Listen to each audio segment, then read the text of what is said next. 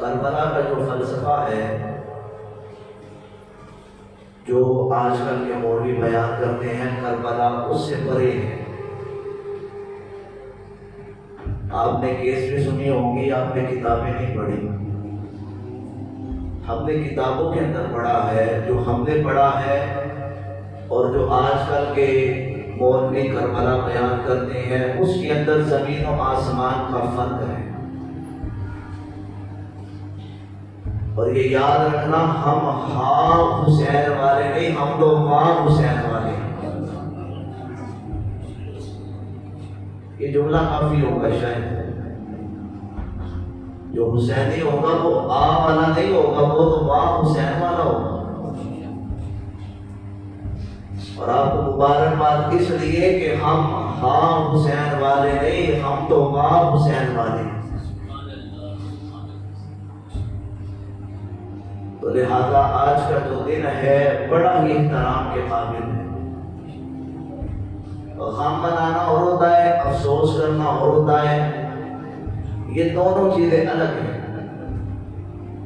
اگر کسی کا قریبی چلے جائے تو ہم کہتے ہیں کہ ہم آپ کے غم میں برابر کے شریک ہیں، لیکن یہ کیا سال کے بعد آپ کو حسین یاد آ جاتا ہے، کالے کپڑے پہن کر راستوں کو بلاک کر کے، عوام کو پریشان کر کے، اپنے جسم کے اوپر چھریاں چلا کر، اپنے آپ کو لہو لہان کر کے، اور یہ کہنا کہ ہم حسین والے ہیں، تم حسین والے نہیں، کیونکہ حسین نے یہ درس نہیں دیا۔ اب آپ یہ کہیں کہ اپنے آپ کو نقصان پہنچانا، چھریاں مارنا، یہ اسلام نہیں۔ یہ حسین کے پیروکار اس کو اسلام نہیں کہتے، یہ شریعت حسین نہیں، شریعت مصطفیٰ نہیں۔ مجھے یہ بتائیں، حسین کا نام پاک ہے۔ امام علی مقام کی جملہ بڑا چھوٹا سا ہے لیکن طاقت بڑی رکھتا ہے۔ امام حسین علیہ السلام، آپ کا نام حسین پاک ہے۔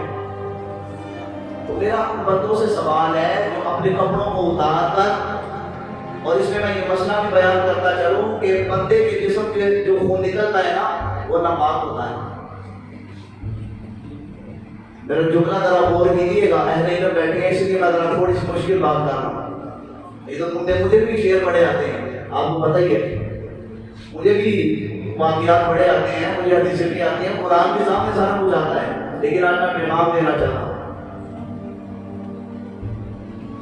کپڑے اتار کر اور پیٹنا اور پھر کہنا یا حسین یا حسین، میں نے کہا تم یہ والے ہو گے، ہم تو ماں حسین والے ہیں۔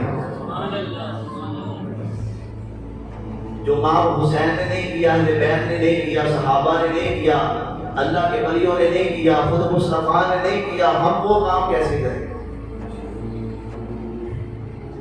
ایک حدیث لاؤ جس کے اندر لکھا ہو کہ اپنے سینوں کو پیٹنا چاہیے۔ ان کی ماں مر جائے گی، یہ ایک حدیث کی ثابت نہیں کر سکتی۔ چلو حدیث صحیح تو بڑی دور کی بات ہے کہ حدیث ضعیف بھی بیان نہیں کر سکتے۔